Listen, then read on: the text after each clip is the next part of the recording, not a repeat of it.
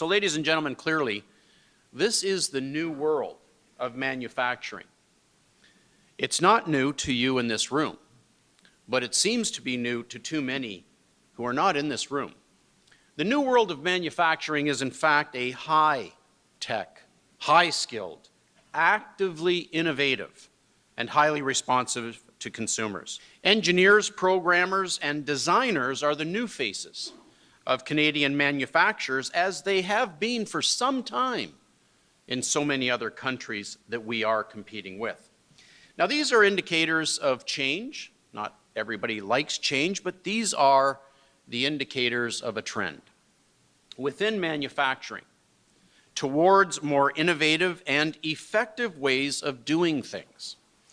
But the opportunity also exists, ladies and gentlemen, to recover some of the jobs that we've lost, and those jobs will very likely be higher paying and higher quality jobs.